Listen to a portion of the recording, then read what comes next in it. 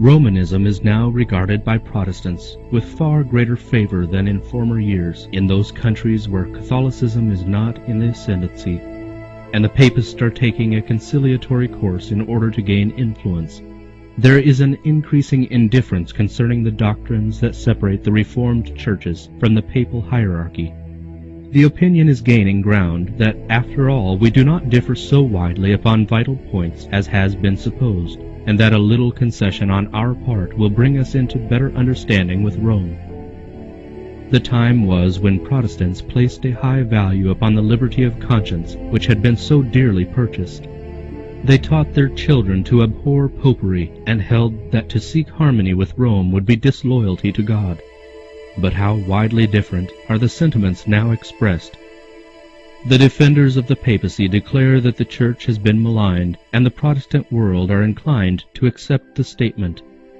Many urge that it is unjust to judge the Church of today by the abominations and absurdities that marked her reign during the centuries of ignorance and darkness. They excuse her horrible cruelty as the result of the barbarism of the times, and plead that the influence of modern civilization has changed her sentiments. Have these persons forgotten the claim of infallibility put forth for 800 years by this haughty power? So far from being relinquished, this claim was affirmed in the 19th century with greater positiveness than ever before. As Rome asserts that the Church never erred, nor will it, according to the Scriptures, ever err. John L. von Moschheim, Institutes of Ecclesiastical History, Book 3, Century 11, Part 2, Chapter 2, Section 9, Note 17. How can she renounce the principles which governed her course in past ages? The Papal Church will never relinquish her claim to infallibility. All that she has done in her persecution of those who reject her dogmas she holds to be right, and would she not repeat the same acts should the opportunity be presented?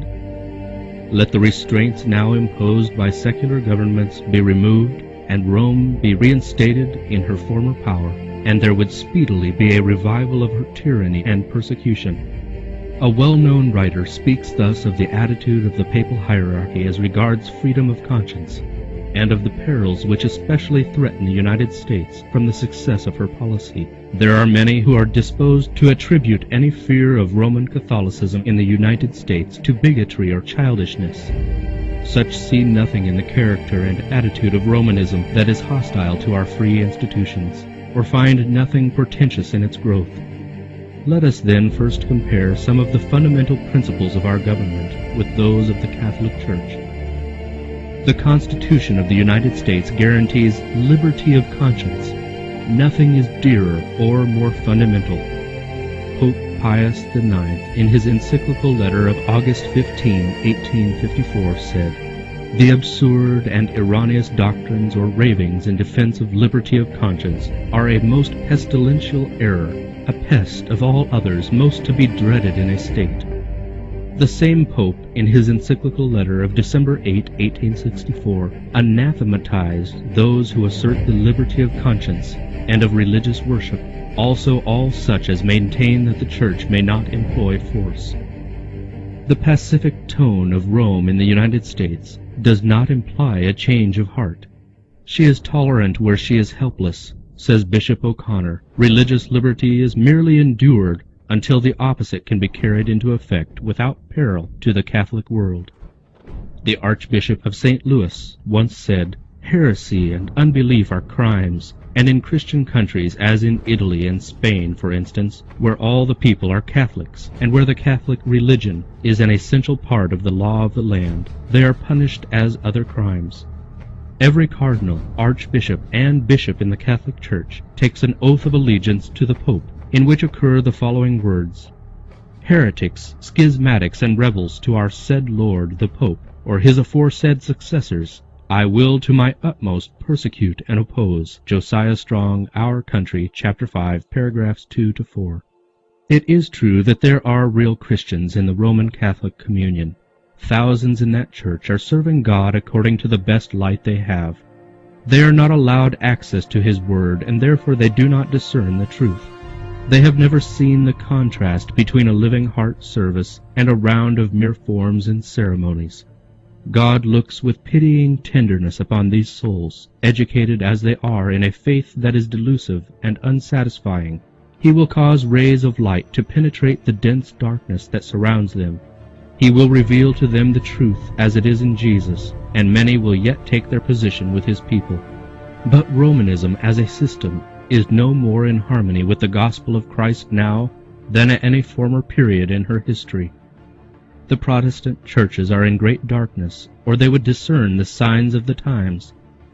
The Roman Church is far-reaching in her plans and modes of operation. She is employing every device to extend her influence and increase her power in preparation for a fierce and determined conflict to regain control of the world, to re-establish persecution, and to undo all that Protestantism has done. Catholicism is gaining ground upon every side. See the increasing number of her churches and chapels in Protestant countries. Look at the popularity of her colleges and seminaries in America, so widely patronized by Protestants. Look at the growth of ritualism in England and the frequent defections to the ranks of the Catholics. These things should awaken the anxiety of all who prize the pure principles of the gospel. Protestants have tampered with and patronized popery. They have made compromises and concessions which papists themselves are surprised to see and fail to understand. Men are closing their eyes to the real character of Romanism and the dangers to be apprehended from her supremacy. The people need to be aroused to resist the advances of this most dangerous foe to civil and religious liberty. Many Protestants suppose that the Catholic religion is unattractive and that its worship is a dull, meaningless round of ceremony. Here they mistake. While Romanism is based upon deception, it is not a coarse and clumsy imposture. The religious service of the Roman Church is a most impressive ceremonial. Its gorgeous display and solemn rites fascinate the senses of the people and silence the voice of reason and conscience. The eye is charmed. Magnificent churches, imposing processions, golden altars, jeweled shrines, choice paintings, and exquisite sculpture appeal to the love of beauty. The ear is also captivated. The music is unsurpassed. The rich notes of the deep-toned organ, blending with the melody of many voices as it swells through the lofty domes and pillared aisles of her grand cathedrals, cannot fail to impress the mind with awe and reverence. This outward splendor, pomp, and ceremony that only mocks the longings of the sin-sick soul is an evidence of inward corruption.